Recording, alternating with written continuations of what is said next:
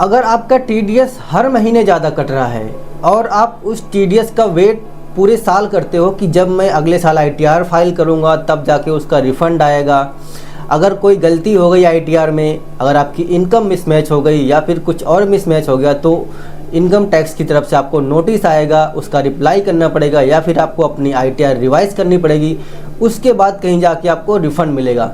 लेकिन अगर मैं आपको एक लीगल तरीका बताऊं जिसकी वजह से आपका जो टीडीएस अभी कट रहा है, सपोज़ करो आपका टीडीएस अभी 10% के रेट से कट रहा है, 2% के रेट से कट रहा है या फिर 5% के रेट से कट रहा है, तो आप इस रेट को पूरा का पूरा नील करवा सकते हो या फिर जीरो करवा सकते हो या इस रेट को कम करवा सकते हो। जैसे 10% की जगह आप 2% पे कर सकते हो, 2% की जगह 0.75% कर सकते हो। आप ऐसे ही अपना जो टीडीएस का रेट है वो कम करवा सकते हो इनकम टैक्स डिपार्टमेंट से रिक्वेस्ट करके।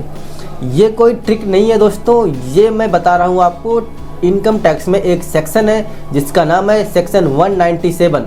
अगर आप चाहो तो इसको जाके आप रीड कर सकते हो, ठीक है। तो इस वीडियो को आप एंड तक ज़रूर देखो। इस वीडियो में मैं आपको बताऊंगा कि आप अपने टीडीएस, जो आपका टीडीएस अभी कट रहा है, वो आप कैसे जीरो करवा सकते हैं कि आपकी इनकम पर कोई टीडीएस ना कटे, ठीक है। तो इस वीडियो को स्किप मत करना। तो चलिए वीडियो को स्टार्ट करते हैं। हेलो दोस्तों, मैं हूं दीपक और आज इस वीडियो में मैं बात करूंगा आपसे इनकम टैक्स के सेक्शन 197 के बारे में, जो एक सर्टिफिकेट देता है जिसका सर्टिफिकेट का नाम है LDC, मतलब लोअर डिडक्शन सर्टिफिकेट। मतलब कि आपका जो टीडीएस का रेट है वो कम रेट पे काटा जाए या फिर उस रेट को नील कर दिया जाए, ठीक है। तो देखो दोस्तों, प्रॉब्लम कहाँ है। टीडीएस का जो रेट है, टीडीएस जो आपकी इनकम पर कट रहा है वो कटता है फ्लैट रेट पर। मतलब कि जो गवर्नमेंट ने रेट डिसाइड कर रखा है कि भाई अगर आप प्रोफेशनल सर्विस दे रहे हो तो आप पे हम 10% का टीडीएस काटेंगे, अगर आप कॉन्ट्रैक्टर हो, कॉन्ट्रैक्ट लेते हो तो हम उस पर 2% का या फिर 1% का टीडीएस काटेंगे, अगर आप कमीशन दे रहे हो तो उस पर हम 5% का टीडीएस काटेंगे।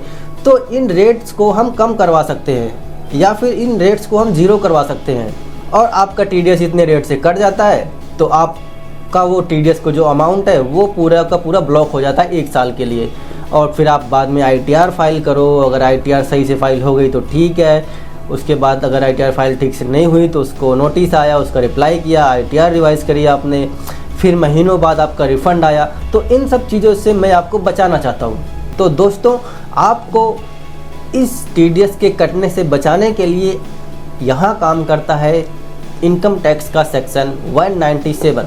दोस्तों, आपको ये टीडीएस कटने से बचाने के लिए ये सेक्शन काम करता है जिसका नाम है सेक्शन 197। इस सेक्शन के अंडर आप जो है इनकम टैक्स डिपार्टमेंट को एक रिक्वेस्ट कर सकते हो, एक फॉर्म फिल कर सकते हो। वो फॉर्म अभी मैं बताने वाला हूँ कि कौन सा फॉर्म है। उस फॉर्म में आप रिक्वेस्ट कर सकते हो कि सर मेरा टीडीएस का जो रेट है वो आप 10% से 2% कर दो, 1% कर दो, वट एवर जो भी है, ठीक है। उसके बाद ये प्रोविज़न अप्लीकेबल कब है, सबसे इम्पॉर्टेंट पॉइंट कि आपके ऊपर ये प्रोविज़न अप्लीकेबल कब है, आप कब अप्लाई कर सकते हो, कब रिक्वेस्ट कर सकते हो असेसिंग ऑफिसर को। तो मैं आपको बताता हूँ। जैसे आपकी इनकम 10 लाख है, सपोज़ करो आप प्रोफेशनल सर्विस देते हो, आपकी इनकम 10 लाख है और 10 लाख पे गवर्नमेंट ने आपका टीडीएस 10% के हिसाब से 1 लाख रुपये काट दिया, ठीक है ना। अब 1 लाख का आपका टीडीएस कट गया, लेकिन आपने जब एंड में आईटीआर फाइल करी साल के अंत में, तो आपकी जो टैक्स लायबिलिटी है वो केवल और केवल 20,000 रुपये आई। मतलब कि आपका 1 लाख रुपये टीडीएस कटा हुआ है और आपका जो टैक्स लायबिलिटी है साल के एंड में वो 20,000 ही है। मतलब कि आपका 20,000 टैक्स हो रहा था, लेकिन आपने टैक्स कितना पे किया हुआ है गवर्नमेंट को, 1 लाख रुपये। तो अब क्या होगा, 80,000 के रिफ़ंड के लिए आपको वेट करना पड़ेगा। मतलब कहने का ये है कि अगर आपकी टैक्स लायबिलिटी कम है और टीडीएस ज़्यादा कट रहा है तो उस केस में आप गवर्नमेंट को रिक्वेस्ट कर सकते हो कि आपका टीडीएस कम काटा जाए या फिर जीरो कर दिया जाए। अगर आप कॉन्ट्रैक्टर हो, कॉन्ट्रैक्टर के केस में भी सेम प्रोविज़न अप्लीकेबल है। अगर कॉन्ट्रैक्टर का भी अगर मान लो 10 लाख का इनकम है और उसका 2% के हिसाब से अगर टीडीएस कट रहा है तो उसका होगा 20,000 रुपये। अगर आप एंड में आईटीआर फाइल करते हो, आपकी जो टैक्स लायबिलिटी है वो 20,000 से कम आती है, तो आपको मान लो कि सपोज़ आपकी टैक्स लायबिलिटी 5,000 आ गई कॉन्ट्रैक्टर के केस में, लेकिन आपका जो टीडीएस कटा हुआ है वो 20,000 कटा हुआ है, ठीक है। आपको मतलब कि 5,000 तो टैक्स में कट जाएगा आपका, बाकी जो बचेगा 15,000 उसके लिए आपको रिफ़ंड के लिए वेट करना पड़ेगा। तो इस केस में भी आप अपना रिक्वेस्ट कर सकते हो, ठीक है। अब हम बात करते हैं कि कौन कौन अप्लाई कर सकता है इस पर, मतलब कि ये जो सेक्शन है, ये रिक्वेस्ट कौन कौन डाल सकता है मैं बताता हूँ। इंडिविजुअल डाल सकता है, कोई फर्म हो वो डाल सकती है, उसके बाद कंपनीज डाल सकते हैं, या फिर HVF हो वो भी डाल सकते हैं, कोई NRI है वो भी डाल सकते हैं। ये रिक्वेस्ट ये सब डाल सकते हैं। और रिक्वेस्ट डालने के बाद जो असेसिंग ऑफिसर होगा वो आपकी रिक्वेस्ट से, आपकी सारे डॉक्यूमेंट से सेटिस्फाई होगा तो आपको वो लोअर डिडक्शन सर्टिफिकेट इशू कर देगा। अब मैं आपको बताता हूँ ये कैसे अप्लाई करना है, मतलब इसका प्रोसेस क्या है, क्या क्या डॉक्यूमेंट्स चाहिए होंगे, कैसे आपको ये पूरा फिल करना है फॉर्म।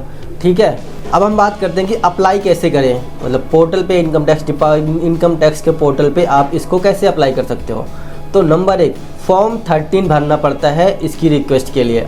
आपको इनकम टैक्स पोर्टल पे जाके फॉर्म 13 भरना है। उसके बाद नंबर 2, आपकी एस्टिमेटेड इनकम और कंप्यूटेशन और डिडक्शन, ये सारी की चीज़ें, सारे डॉक्यूमेंट जो है वहाँ पे सबमिट करने पड़ेंगे आपको।